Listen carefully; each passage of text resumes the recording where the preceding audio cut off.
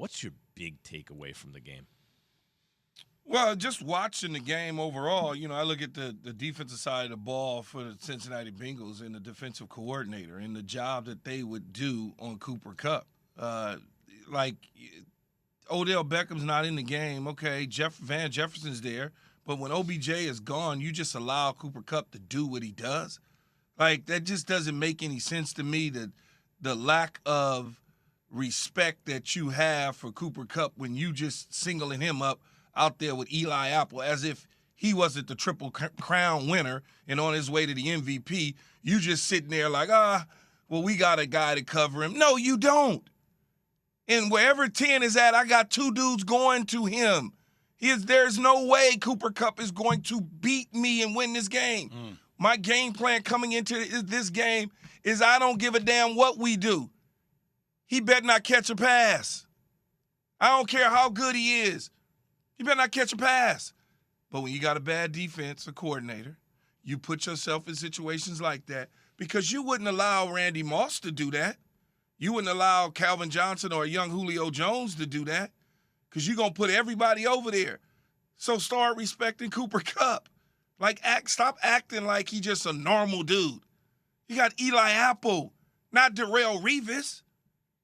Yeah, McCole Hartman had another interesting Instagram message to Eli, too, after the game, which is fascinating. I would probably just go, Aaron Donald, man, got 99 problems. It's that dude is so different. I read this morning a quote that his wife gave him before the game where she said, I love you, I'm proud of you, you're built for these moments. And, man, is he built for these moments. And I think one of the moments, obviously, people are going to talk about the sack that he got in Joe Burrow in the game where he's pointing at his ring finger saying, give this to me, it's mine, right? People are going to talk about potentially him retiring because that was reported before the game. But go back to the third quarter when they got him going, when he pushed Joe Burrow out of bounds and that whole kind of rift started. And then one of the biggest plays of the game to me was third down before the sack on Joe Burrow to end the game, where Samaje Perine, who is a beast, 5'11", 245 pounds, this dude comes around and grabs him with the right arm, single-handedly with the right arm, and pulls him back from the line, pulls him back to hold him from getting the first down.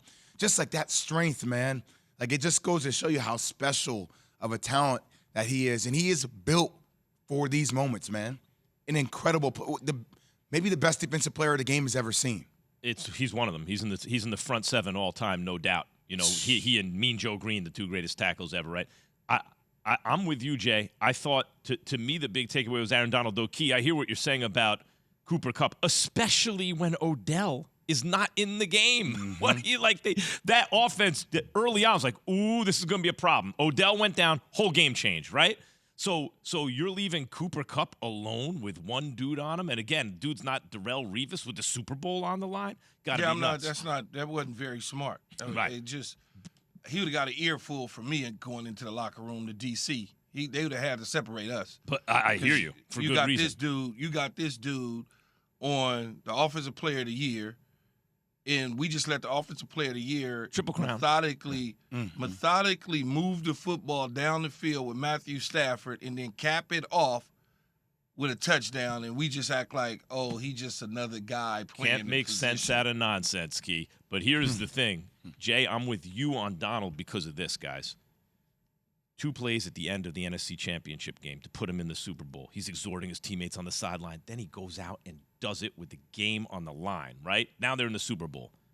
2 plays at the end of the Super Bowl with the game on the line. Guys, I had no doubt Stafford and Kupp were going to score that touchdown. I was exactly as confident. You gave Joe Burrow $125. It's a wrap. Forget about McPherson. I predicted McPherson will kick the field goal. No, they are throwing. Joe Burrow going to throw a touchdown to win this game right now. Here it is. And Aaron Donald, in that moment, makes back-to-back plays. He stops your run. He stops your passing game. He stops your Super Bowl aspirations. That was I said it before the playoffs started, the best player in the playoffs. And, guys, has there been – forget about Super Bowl MVP, postseason award. Has there been a more valuable player in this postseason than Aaron Donald? It's bananas. No, he certainly got stronger as the game went on. I mean, I don't know how that happens, how a guy who is as strong as an ox already, when the game starts to wear down, he just gets stronger and stronger and stronger and faster and quicker. But I think he focuses in a little more at the end of the biggest moments at the end of the game. It's almost like he finds that extra that people don't find. And that's why you see him able to make those type of plays when he all of a sudden uses one hand to leverage off of the tackle, the other hand to slide through the guard, then at the same time uses his agility to spin around, get through there, grab the quarterback, take him down for a pressure to the point where you're sitting there and you're going, okay, this is a guy that no matter what we do with 2 and 3 people on him, he still manages to cause havoc for our offense. What else is it that we could do to him? Yeah.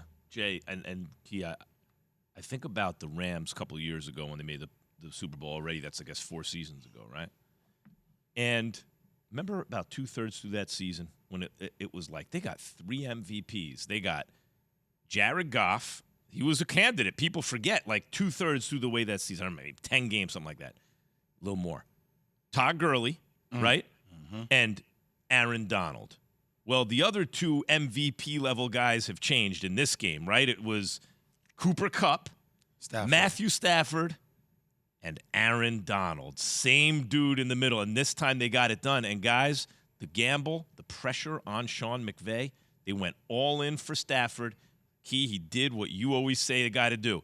Nice and easy. He had that 1 interception or whatever, but nice and easy, steady and sound, and when it matters, make the plays you need to make. He did it. Goff couldn't. Stafford could, and they won.